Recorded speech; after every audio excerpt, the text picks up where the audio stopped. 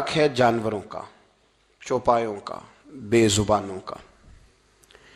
میرے رسول کریم علیہ السلام نے یہ نہیں فرمایا کہ میں انسانوں یا مومنوں کا رسول بن کے آیا ہوں، فرمایا ارسلت الی الخلق، میں نا اللہ کی ساری مخلوق کا رسول ہوں، میں اللہ کی ساری مخلوق کا رسول ہوں۔ جانور آ کے نا حضور کی بارگاہ میں اپنے دکھ بیان کرتے تھے، اپنی تکلیفیں عرض کرتے تھے۔ نبی کریم علیہ السلام بائی دا وے ایک قضائے حاجت کے لیے ایک باغ میں تشریف لے گئے۔ حضور باغ کے اندر داخل ہوئے ہی تھے کہ ایک اونٹ بندھا ہوا تھا، تو حضرت ابو درداء رضی اللہ تعالیٰ عنہ کہتے ہیں وہ اونٹ نے حضور کی طرف دیکھا تو اس نے رونا شروع کر دیا۔ اصل میں دکھ پوچھنے والا کو ملے تو پھر ہی رونے کا مزہ آتا ہے، ہر جگہ تو دکھ سنایا بھی نہیں جا سکتا۔ کوئی ایسا ملے نا جو دکھ پوچھنے والا ہو، تسلی تشفی دینے والا ہو، جس کے کندھے پہ سر رکھ کے بندہ دیر تک روئے۔ اونٹ رونے لگا تو حضرت ابو درداء رضی اللہ تعالیٰ عنہ فرماتے ہیں نبی کریم علیہ السلام اس کی طرف بڑھے، حضور نے اس کی پشت پر ہاتھ رکھا تو وہ اور زیادہ رونے لگا۔ پھر میرے محبوب نے اپنے کان مبارک اس کے منہ کے قریب کیے تو اس نے کوئی بات کی، محبوب نے فرمایا بلاؤ نا اس کے مالک کو کہاں ہے۔ وہ جب آیا تو حضور صلی اللہ علیہ وسلم نے فرمایا کہ تم اس کی ضرورت سے زیادہ اس پر وزن رکھتے ہو، اسے اذیت دیتے ہو، تکلیف پہنچاتے ہو۔ اور پھر حضور علیہ السلام نے فرمایا اسے کھانا اور پانی وقت پر نہیں دیتے، اس کی دھوپ چھاؤں کا خیال نہیں رکھتے۔ اور آخری لفظ حدیث کے محبوب فرمانے لگے تم اس کے بارے میں اپنے رب سے نہیں ڈرتے، اس کے حقوق کے تحفظ کے لحاظ سے تم اللہ کا خوف نہیں رکھتے، وہ تم سے پوچھے گا اس کے بارے میں۔ یہ حدیث حضرت ابو درداء رضی اللہ تعالیٰ عنہ نے سنی ہوئی تھی نا، تو جب آپ کا اپنا وقت وصال آیا نا تو حضرت ابو درداء نے بھی اونٹ رکھا ہوا تھا، تو جناب ابو درداء رضی اللہ تعالیٰ عنہ نے گھر والوں سے بھی معافیاں مانگی، رشتہ داروں سے بھی، دوستوں سے بھی، تو پھر اونٹ کے سامنے بھی جا کے کھڑے ہو گئے، کہنے لگے اونٹ دیکھنا اللہ کی بارگاہ میں میری شکایت نہ کر دینا، اس کے حضور کہہ نہ دینا کہ یا اللہ اس نے میرے حق نہیں ادا کیے۔ فرمایا میں نے کوشش کی ہے تیرے حقوق ادا کرنے کی، اور اگر کہیں کمزوری رہ گئی تو مجھ سے درگزر کرنا۔ یعنی یہ انداز تھا ان لوگوں کا۔ یہاں باتیں چونکہ باتوں میں رہ گئی ہیں اور اچھی اچھی باتیں اقوال زری میں اچھی لگتی ہیں، روزمرہ کے معاملات میں نہیں ہم شامل کرتے۔ اچھی باتیں نا اقوال زری کے طور پر بات میٹھی کرنے کے لیے لوگ بیان کرتے ہیں، کہتے ہیں آج ایک بات سنی ہے، کیا ہی بات ہے، وہ کیا تھی جی؟ وہ جی میں نے امام غزالی کا قول پڑھا ہے، امام رازی کا قول پڑھا ہے، امام شافعی کا قول پڑھا ہے، تو میاں وہ پڑھ لیا ہے تو اس پہ عمل کرو۔ میں بڑے دنوں سے اس بات پر دوستوں کی توجہ کرا رہا ہوں کہ کیلو کال کب تک رہے گا، گفتگو کا گورکھ دھندا کب تک چلے گا؟ جن باتوں کا ہمیں پتہ چل چکا ہے اس پر عمل کی بھی تو کوشش ہونی چاہیے نا۔ تو میرے عزیزوں، جانوروں کے حقوق میرے نبی کریم علیہ السلام نے بیان فرمائے۔ سب سے پہلی بات حضور نے یہ بیان کیا کہ جانور کو گالی نہ دو۔ ایک شخص نے ایک مرغ کو گالی دی تھی تو نبی پاک علیہ السلام نے فرمایا اسے گالی نہ دے، یہ تو تجھے آذان کے لیے بیدار کرتا ہے۔ اور پتہ ہے نا کچھ نوابزادوں اور شہزادوں کی نیند خراب کرتا ہے مرغا بھی۔ اب تو خیر مرغوں نے اذانیں پڑھنی چھوڑ دی ہیں۔ یہ تکلیف کی بات ہے، خوشی کی بات نہیں، یہ درد کی بات ہے، یہ اذیت کی بات ہے۔ یعنی وہ وطن بھی کو وطن ہے جس میں اذان کی آواز ہی نہ آئے، وہ دیس بھی کو دیس ہے، ہم جا کے اب بسنے لگے ہیں ٹاؤنوں کے اندر، سوسائٹیوں کے اندر جہاں اذان کی آواز ہی نہیں آتی، وہ بھی کوئی جگہ ہے جہاں اذان کی آواز ہی نہ آئے۔ میں گزشتہ سال جب کراچی گیا تھا تو ایسی جگہ پہ تھا جہاں اذان کی آواز نہیں آتی تھی، تو میں نے گزارش کی تھی ان سنگیوں سے کہ یار ایک سے بڑے دھیمے لہجے میں، فرمائش تو نہیں کرنی چاہیے، تو میں نے کہا تھا یار کوشش کرو وہاں ٹھہرایا کرو جہاں مؤذن کی اذان تو سنے نا، یعنی انسان کی روح بیدار رہتی ہے کہ اذان کی آواز آ رہی۔ اب تو بہت سارے لوگ مسجد کے قریب گاڑی نہیں لیتے، یہ کتنے دکھ کی بات کہ جی تنگ ہوتی ہے، جی اذان کی آواز جو ہے وہ ہمیں تنگ کرتی ہے، لوگ گھر نہیں قریب خریدتے۔ نبی پاک علیہ السلام نے کہا مرغ کو برا نہ کہو، یہ تو تمہیں آذان کے لیے بیدار کرتا ہے، اللہ کا نام سناتا ہے، اس کو گالی نہ دو۔ جانور کو گالی دینے سے حضور نے منع کیا۔ یہ ہمارے دیہاتی لوگوں کی کچھ کا مزاج ہوتا ہے، گدھا گاڑی پہ بیٹھے ہیں تو گدھے کو گالیاں دے رہے ہیں، گھوڑے پہ بیٹھے ہیں تو گھوڑے کو گالیاں دے رہے ہیں. حضور نے منع کر دیا, فرمایا جانور کو گالی, او میرے بھائی جو مصطفیٰ کریم جانور کو گالی نہیں دینے دیتے وہ بھائی کو گالی دینے دیں گے؟ جو گدھے کو, گھوڑے کو اور مرغ کو گالی دینے سے منع کر رہے ہیں وہ بیوی کو گالی نکالنے کی اجازت دیں گے؟ وہ دائیں بائیں کسی کو, کچھ لوگوں نے رٹ لی ہیں گالیاں, زبان پہ چڑھی ہوئی ہیں اور اس کو فخر کا سامان سمجھتے ہیں. اللہ سے ڈریں, یہ بھی کوئی فخر ہے؟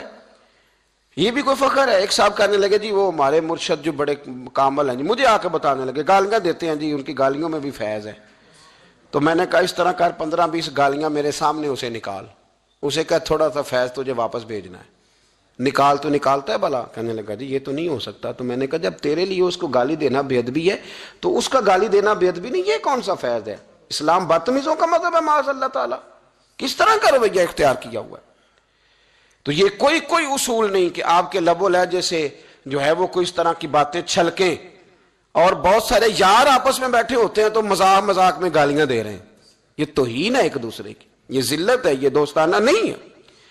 تو سب سے پہلی بات میرے نبی پاک علیہ السلام نے جانور کو گالی دینے سے منع کیا. دوسرا ہم دیکھتے ہیں کئی دفعہ ہمارے ہاں جو غریب لوگ ہوتے ہیں نا, وہ گدھا ریڑھی پہ کئی دفعہ سبزی بیچتے ہیں. یہ ہمارے آج کل کنوں بہت زیادہ ہیں مارکیٹ میں, تو میں دیکھتا ہوں کہ سڑک کے اوپر گدھے کو بھی کھڑا کیا ہوا ہے. کیونکہ اس لیے کہ اب وہ اسی کے اوپر سارا دن رکھیں گے اس کو, اور شام تک جب تک بکے گا نہیں اس بیچارے کی خلاصی نہیں ہوگی. نبی پاک صلی اللہ علیہ وسلم نے فرمایا کہ جانور کو سواری بناؤ, کرسی نہ بناؤ. 2 صحابہ بیٹھے تھے گھوڑے کے اوپر, ایک ادھر بیٹھا تھا ایک ادھر بیٹھا تھا, دونوں آپس میں باتیں کر رہے تھے. جس طرح ہمارے زمانے میں جو نئی کار خریدتا ہے نا, تو اس کا بھی کوئی واقف مل جائے تو وہ روڈ کے اوپر کھڑے ہو کے بات کرتا ہے, چونکہ روڈ تو اس نے الاٹ کرایا نا اپنے نام. تو میرے جیسا آدمی کئی دفعہ پیچھے ہو بھی نا, تو ایک دن بچہ مجھے کہنے لگا کہ زور سے ذرا ہارن دی. تو میں نے کہا یار اس کے پاس نئی دولت آئی ہے تو مطلب اس کو ہارن نہ دے, یہ پتہ نہیں کہاں سے بولے گا, تو اس کا تو کچھ نہیں بگڑے گا, تو ہمارے لیے مسئلہ بنے گا. کوئی عرض نہیں, اب یہ کھڑا ہے تو کھڑا. یہ اس کو لوگ چودراہٹ سمجھتے ہیں, یہ چودراہٹ نہیں ہوتی. اس سے یہ آپ کے کمزور ہونے کی علامت ہے. اس طرح چھوٹا آدمی اس طرح کے کام کرتا ہے, بڑے لوگ اس طرح کے کام, بڑے لوگ تو کسی کو تکلیف ہی نہیں دیتے چونکہ وہ بڑے ہوتے ہیں. وہ کسی شخص کو کبھی اذیت میں مبتلا نہیں کرتے چونکہ بڑے ہوتے ہیں. یہ تو چھوٹا آدمی ہے جو کسی کا رستہ روک کے کھڑا ہے اور چودھری بن رہا ہے. تو نبی پاک علیہ السلام نے دیکھا 2 غلاموں کو, ایک کے گھوڑے کا منہ ادھر ہے دوسرے کا ادھر ہے, تو آپس میں گفت و شنید کر رہے ہیں. میرے رسول کریم علیہ السلام نے وہیں تنبیہ فرمائی, حکم دیا, فرمایا سواریوں کو سواریاں بنایا کرو, کرسیاں نہ بنایا کرو. جب تک چلنا ہو اس پر بیٹھو, اور جب بات کرنی ہو تو گھوڑے سے نیچے اترو, پھر بات کرو تو پھر دوبارہ گھوڑے پہ بیٹھو. ان کو سواریاں بنائیں, کرسیاں نہ بنائیں. میں اپنے استاد گرامی رحمت اللہ تعالی علیہ کے ساتھ تھا, تو ہم نے کہیں جانا تھا, ہم تانگے پہ بیٹھے تھے. وہ تانگے والے سے 2-3 دفعہ استاد جی نے کہا چلو, تو کہنے لگا جی سواریاں پوری ہوں گی تو چلیں گے. پھر کہا چلو یار جانا ہے, کہنے لگا جی سواریاں پوری ہوں گی. پھر میں کب تک پوری ہوں گی؟ کہنے لگا جی آج کل ذرا رش کم ہے تو کچھ ٹائم لگ جائے گا. تو استاد صاحب نہ اتر آئے نیچے, اس نے سمجھا سواریاں ناراض ہو گئی ہیں. کہنے لگا جناب آپ بیٹھے ہیں, مطلب آ جاتی ہے ابھی سواری. تو استاد صاحب فرمانے لگے کہ میں سامنے پھٹے پہ بیٹھتا ہوں اس لیے کہ جانور کو سواری بنانے کا حکم ہے, کرسی بنانے کا نہیں. میں اس کو کیوں تکلیف میں مبتلا کروں؟ ابھی آتی ہے نا کوئی سواری واقعے کی, تو آج اب ہمارے پاس عقلی دلائل ہوتے ہیں نا. وہ کہنے لگا جی نہیں آپ بیٹھے رہیں, آپ کو دیکھ کے باقی لوگ بھی بیٹھیں گے. تو استاد جی کہنے لگے میں تیری بات مانوں یا رسول اللہ کی بات مانوں؟ میں تو نبی پاک صلی اللہ علیہ وسلم کی بات مانوں گا نا. حضور نے فرمایا ہے کہ سواریوں کو سواری بنانا ہے, کرسیاں ممبر نہیں بنانا, ان کو ان پر چڑھے بیٹھے نہیں رہنا, تم نے اتر جانا ہے جب کام لینا ہے. تو جانور کا یہ حق ہے کہ اس سے اتنا ہی کام لیا جائے جتنا وہ اس کا بوجھ برداشت کر سکے. میں کچھ باتیں میں پڑھتا ہوں تو مطلب میں سمجھتا ہوں کہ یار ہم کہاں بیٹھے ہوئے ہیں, اور دین کن لوگوں کے پاس تھا. حضرت عبداللہ بن مبارک نے نا کرائے پہ گھوڑا لیا تھا. اب یہ بھی بات ہے, یہ بھی کرنی پڑے گی چونکہ میرے معاشرے کا مسئلہ ہے. تو رینٹ پہ جو گاڑی لیتے ہیں نا, کئی دفعہ مجھے نہیں پتا ہوتا تھا کہ یہ کیا ہوتا ہے, تو میں تجربات حاصل کرتا رہتا ہوں, زندگی میں انسان سیکھتا ہے. تو میرے پاس ایک آدمی بڑی غلط گاڑی لے کے گزرا, تو میں نے ڈرائیور سے کہا کہ یہ کہیں لگ جائے گا. کہنے لگا اس کی اپنی نہیں, اس نے کرائے پہ لی ہوئی ہے. اس کی اپنی ہوتی تو اس طرح سے ڈرائیو، یہ اس نے کرائے پہ لیا، تو میں نے کہا کہ مجھے اس کا فلسفہ سمجھاؤ یہ کیا ہے. کہنے لگے یہ ہینڈ اوور کار لیتے ہیں کرائے پہ، تو یہ لی ہی اس لیے جاتی ہے کہ یہ توڑ کے واپس کریں گے، تو رکھنے والوں نے بھی وہ رکھی ہوتی ہے کہ جو بالکل نکارا اور ناکام ہوتی. یہ معیار ہے. حضرت عبداللہ بن مبارک رحمت اللہ، اس زمانے میں لوگ یہ کام کرتے تھے، کرائے پہ سواری لیتے تھے. حضرت عبداللہ بن مبارک رحمت اللہ تعالیٰ نے ایک شخص سے کرائے پہ گھوڑا لیا کہ مجھے فلاں سفر پہ جانا ہے تو گھوڑا کرائے پہ دے دو. اس نے کہا جی کس کس نے جانا ہے؟ تو آپ فرمانے لگے میرا وجود دیکھ لے، میں نہیں جانا ہے. کرایہ طے ہو گیا، آپ نے گھوڑا اس سے لے لیا. جب آپ جانے لگے تو ایک آدمی رستے میں ملا، کہنے لگا حضور کوفے جا رہے ہیں؟ فرمایا ہاں. کہنے لگا یہ میرا خط بھی لے جائیے گا، یہ میرا خط ہے. کتنا وزن ہوتا ہے خط کا؟ یہ میرا خط ہے، فلاں آدمی کو دیجیے گا. تو آپ فرمانے لگے تو میرے ساتھ واپس چل گھوڑے کے مالک کے پاس، اگر وہ اجازت دے گا یہ سفر گھوڑے پہ زیادہ رکھنے کا تو میں رکھوں گا، اور اگر وہ اجازت نہیں دے گا تو میں نہیں رکھوں گا. تو وہ آدمی کہنے لگا حضور اتنی چھوٹی چھوٹی باتوں کا کیوں خیال رکھتے ہیں؟ تو عبداللہ بن مبارک فرمانے لگے اس لیے کہ میں رحمت للعالمین نبی کا ماننے والا ہوں، میرے رسول پاک علیہ السلام رحمت للعالمین ہے، تو میں اتنا بھی ظلم جانور پر کر سکتا؟ میں پہلے اجازت لوں گا اس کے مالک سے، اس کے بعد پھر میں آگے جاؤں گا. تیسری بات، نبی پاک علیہ السلام نے کہا کہ جب تم جانور کا دودھ دھویا کرو نا تو سارا نہ دھویا کرو، اس کے بچے کے لیے بھی چھوڑو. اور حضور نے فرمایا کہ اگر کسی جانور کو تکلیف ہو تو تھنوں سے سارا دودھ نہ نکالو، بلکہ کچھ اس کے تھنوں میں چھوڑ. اگر کسی جانور کو تکلیف ہو، کچھ جانور ایسے ہوتے ہیں جن کو تکلیف ہوتی ہے، سارا دودھ بالکل نچوڑ کے نکال لیا جائے تو انہیں تکلیف ہوتی. فرمایا اگر تکلیف ہو تو پھر سارا دودھ نہ نکالو، کچھ چھوڑ بھی دو، اس کے بچے کے لیے بھی کچھ چھوڑو. فرمایا جب اسے ذبح کرنے لگو تو چھری تیز لاؤ، تیز. ایک شخص ناکام سی چھری کے ساتھ جانور کو ذبح کرنے لگے تو نبی پاک علیہ السلام فرمانے لگے تو اسے 2 موتیں دینا چاہتا ہے، 2 دفعہ مارنا چاہتا ہے اس بیچارے کو.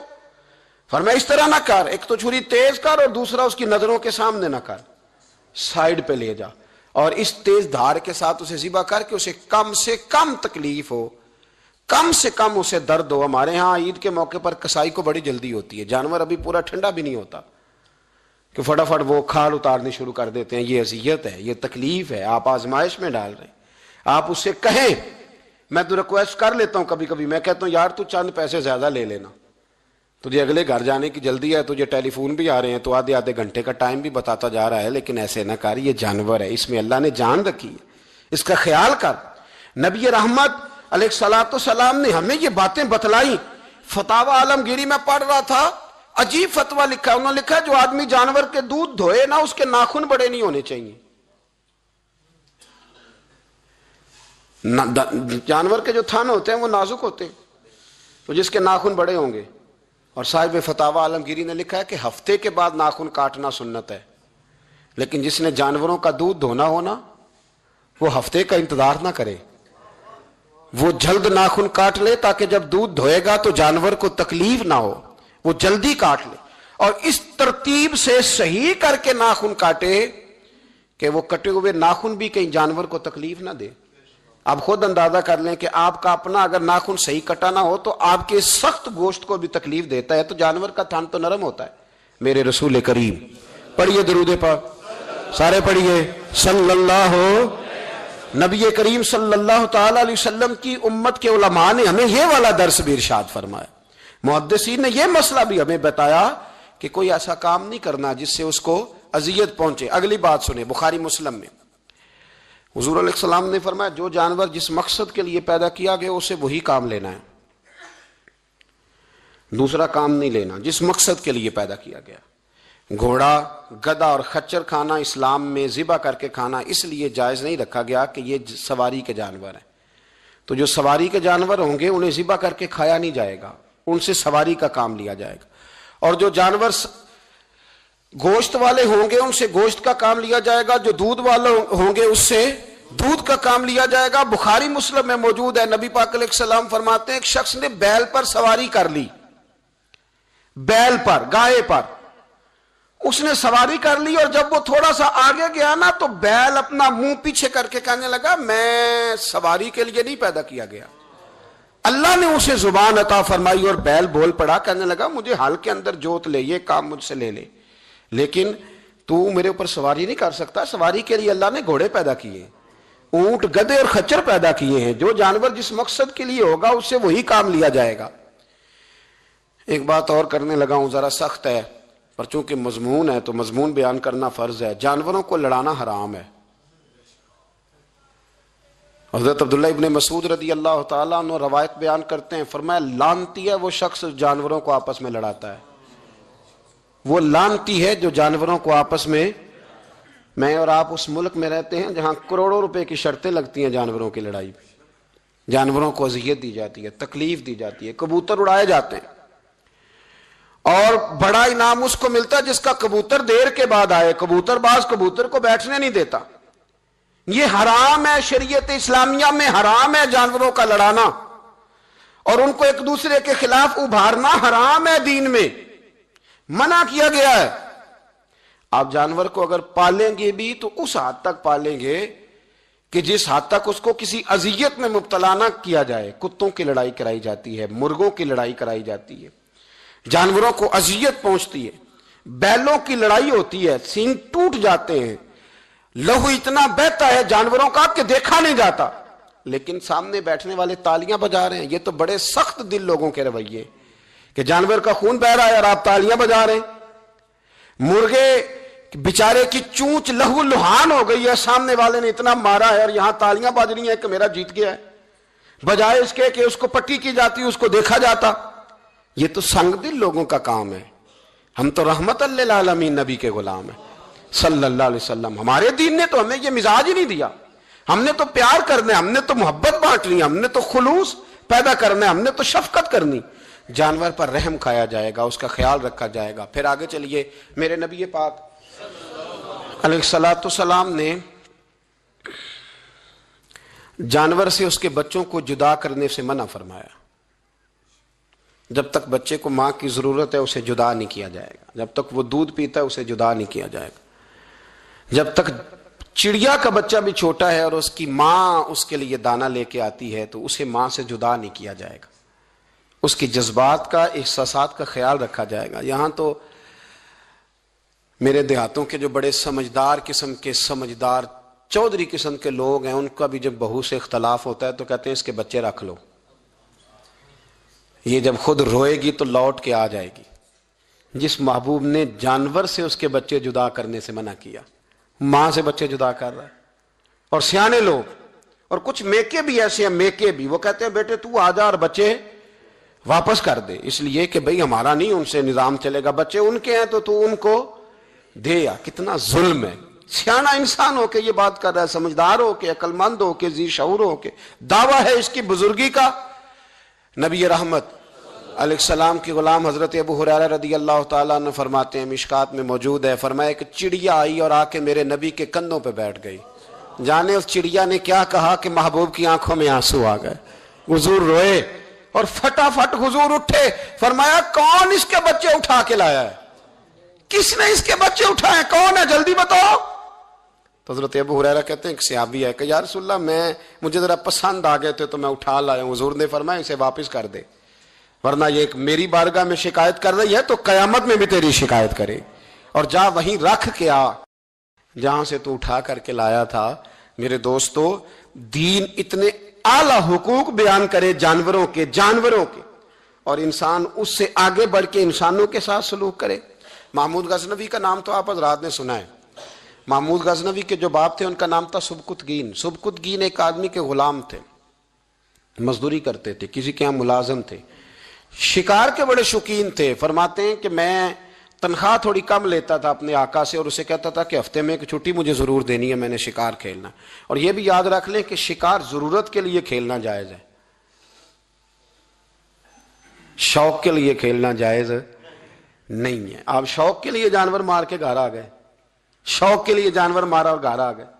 معاذ اللہ تعالیٰ ایسے بھی شہزادے ہیں سیاستدانوں کے، سیٹھوں کے، نوابوں کے، جو کہتے ہیں کہ ابھی وہ کوئی کھانے کے لیے تھوڑی شکار کر رہا ہے، وہ تو نشانہ پکا کر رہا ہے اپنا۔ معاذ اللہ، نشانہ سمجھ کے جانور کو مارا جائے گا۔ اور یہاں تک باتیں سننے میں ملتی ہیں کہ جانور باندھا جاتا ہے، اس پہ نشانہ کیا جاتا ہے۔ رسول پاک علیہ السلام نے لعنت فرمائی ایسے شخص پر جو بندے جانور پر نشانہ لگاتا ہے۔ یہ ہمارے شوق ہیں، یہ بڑائی کی علامت ہے۔ 4 پیسے آئے ہیں تو لوگوں نے یہ شوق پال لیے، اور بے دریغ جانوروں پر لوگ بندوقیں اٹھائے گھومتے ہیں۔ سنو، سبکتگین کہتے ہیں میں شکار کا شوقین تھا، لیکن ضرورت کے لیے شکار کرتا تھا، ہفتے میں شکار مار کے لاتا تھا، پھر پورا ہفتہ ہمارے گھر والے اسی کو کھایا کرتے تھے۔ فرماتے ہیں کہ میں تنخواہ تھوڑی لیتا تھا اپنے آقا سے، محمود غزنوی کے والد سبکتگین، کہ میں بھئی ہفتے میں ایک دن شکار کرنے جاؤں گا۔ کہتے ایک دن میں جنگل میں شکار کرنے گیا تو کچھ جانور کم نظر آئے، صبح سے لے کر میں گھومنے لگا، عصر کا وقت ہو گیا، کوئی شکار نہ ملا۔ اب میرے دل کے اندر یہ ڈر تھا کہ اگر مغرب مجھے یہیں ہو گئی تو مجھے کوئی درندہ کوئی جانور پریشان کرے گا۔ اسی پریشانی کے عالم میں دائیں بائیں دیکھ رہا تھا کہ ہرنی کا ایک بچہ مجھے نظر آیا۔ میں نے جھٹ سے وہ ہرنی کا بچہ ہی اٹھا لیا کہ آج یہی شکار کروں گا۔ کہتے ہیں میں نے اسے گھوڑے کے آگے رکھا، اپنے آگے گردن کی جانب، اور میں نے گھوڑے کی لگامیں اس تیزی سے گھمائی کہ سر پٹ گھوڑا دوڑایا تاکہ مغرب سے قبل میں شہر میں پہنچ جاؤں، یہ جنگل کا علاقہ گزر جائے۔ کہتے ہیں میں بڑی گرمی تھی، بڑی پیاس لگی، پر پانی نہ پیا نہ گھوڑے کو پلایا، سر پٹ دوڑایا اس ڈر سے کہ کہیں ایسا نہ ہو کہ میں جنگل میں مجھے شام ہو جائے۔ کہتے ہیں جب میں شہر سے باہر پہنچ گیا تو مغرب کا وقت بھی شروع ہو گیا۔ کہتے ہیں ابھی میں پہنچا ہی تھا، میں نے وہاں گھوڑے کو روکا، خود بھی پانی پیا، جانور کو بھی پلایا۔ کہتے ہیں ذرا میں نے آنکھ اٹھا کے دیکھا تو جس ہرنی کا میں بچہ لایا تھا وہ بھی دوڑتی ہوئی میرے پیچھے آ گئی۔ کہتے ہیں وہ پیچھے میرے کھڑی ہے، پتہ نہیں کہاں سے بیچاری دوڑی، میرا تو گھوڑا تھا اور میں نے تو سانس بھی نہیں لیا۔ 1.5 گھنٹہ 2 گھنٹے میں بھگاتا لایا اس جلدی میں کہ باہر آنا ہے۔ کہتے ہیں پلٹ کے دیکھا تو اس کی سانس پھولی ہوئی ہرنی کی، اور للچائی نظروں سے مجھے دیکھ رہی ہے۔ دل کے ایک کونے سے آواز آئی کہ آج تو 2 شکار ہو گئے۔ بچہ تو پکڑا ہی، اس کی ماں کو بھی قابو کرتا ہوں تاکہ ڈبل شکار ہاتھ آئے گا۔ کہتے ہیں پھر اندر سے میرا درد بولا، اندر سے میرا رحم بولا کہ ایک ماں اپنا بچہ لینے آئی ہے، اور اس طرح تو اسے تکلیف نہیں دی جا سکتی کہ اسے بلیک میل کر کے ماں کو بھی رکھ لیا جائے۔ کہتے ہیں جب میں نے اس ہرنی کی طرف دیکھا تو اس کی نظروں میں سوال تھا، اس کی نظروں کے اندر سوال تھا، کچھ مانگ رہی تھی۔ کہتے میں نے اس بچے کی پشت پر ہاتھ پھیرا، پھر میں نے بچہ چھوڑ دیا۔ کہتے اس نے پہلے بچے کو بازوؤں میں لیا، پھر اپنی زبان سے اپنا بچہ چاٹنے لگی۔ کہتے ہیں پھر وہ جب جنگل کی طرف جانے لگی تو ایک دفعہ اس نے میری طرف دیکھا، دوسری دفعہ اس نے آسمان کی طرف دیکھا۔ زندگی میں مجھے اتنا سکون کبھی نہیں آیا تھا جتنا آج آیا۔ کہتے میں گھر گیا، عشاء کی نماز پڑھی، باوضو میں بستر پہ لیٹ گیا، لوگوں میرے نصیب دیکھو، مجھے مدینے والے محبوب کا دیدار نصیب ہوا۔ رسول کریم علیہ السلام میری خواب میں آئے، میں رونے لگا، گھر مہک اٹھا، پھول کھلنے لگے، خوشبوئیں بکھرنے لگی۔ کہتے ہیں محبوب کریم تشریف لائے، اور کیا خوبصورت جملہ ہے، محبوب فرمانے لگے او سبکتگین، اگر تجھے بادشاہ بنا دیا جائے تو انسانوں کے ساتھ بھی اسی طرح رحم کرے گا نا جس طرح آج ہرنی کے ساتھ کیا ہے۔ اگر تجھے بادشاہ بنایا جائے تو رویہ یہی رکھے گا یا بدل جائے گا؟ کہتا ہے میں رو پڑا، میں نے کہا یا رسول اللہ میں تو غلام بننے کے بھی قابل نہیں، تو بادشاہ کیسے بنوں گا؟ فرمایا تیری آج کی ادا بڑی پسند آئی ہے، عرش کے مالک نے تجھے بادشاہ بنانے کا فیصلہ کر لیا، تیری یہ ادا بڑی بھائی ہے، بڑی پسند آئی ہے۔ فرماتے ایک ہرنی کے بچے پہ رحم کھایا تھا، رب کریم نے مجھے بادشاہی عطا فرما دی۔ ہم نہ سیاست سے بادشاہی لینا چاہتے ہیں، سیاستدانوں کے اپنی جیب سے اشتہار چھپوا کے بادشاہی لینا چاہتے ہیں، ڈیرا بنا کے بادشاہی لینا، نہ بادشاہی تو رحم کرنے سے ملتی، بادشاہی تو شفقت کرنے سے ملتی، بادشاہیاں تو اللہ کی مخلوق سے پیار کرنے سے ملتی۔ بادشاہیاں حضرت امام احمد بن حنبل رحمۃ اللہ تعالی علیہ فرماتے میں نے ماوراء النہر ایک محدث کا تذکرہ سنا کہ وہ میرے محبوب کی حدیثیں بیان کرتے ہیں، تو کہتے ہیں میں شوق علم میں ان کی بارگاہ میں پہنچا، جب میں گیا تو کتے کو کھانا کھلا رہے تھے، میں نے سلام لی تو انہوں نے جواب تو دیا پر کوئی اتنی توجہ نہیں کی میری طرف، میرے دل میں خیال آئی محدث ہیں اور کتے کے ساتھ اتنا پیار کر رہے ہیں، میری طرف دیکھا ہی نہیں۔ تو فرماتے ہیں وہ کتے کو کھانا کھلا کے فارغ ہوئے تو میری طرف دیکھ کے کہنے لگے احمد بن حنبل میرے علاقے میں کتے نہیں رہتے، کتے دوسرے شہر میں زیادہ پائے جاتے ہیں، یہ بھوکا تھا تو ادھر آ گیا تھا، اور تمہیں حضور علیہ السلام کی وہ حدیث تو پتہ ہوگی کہ نبی پاک نے فرمایا جو کسی کے ساتھ امید لگائے اور وہ آدمی اس کی امید پوری کرنے پر قادر ہو پھر بھی امید پوری نہ کرے تو قیامت کے دن اللہ اس کی بھی بہت ساری امیدیں پوری نہیں کرے گا، اسے سزا ملے گی۔ امید پوری کرنے پر قادر تھا، مجبور نہیں تھا، پر پوری نہ کی تو اسے قیامت کے دن سزا ملے گی۔ تو فرمایا یہ کتا امید لگا کے آیا تھا میرے گھر میں کھانے کی، تو اگر میں پوری نہ کرتا تو پھر حضور کی اس حدیث پر عمل کیسے ہوتا، اور پھر مجھے حدیثیں بیان کرنے کا مطلب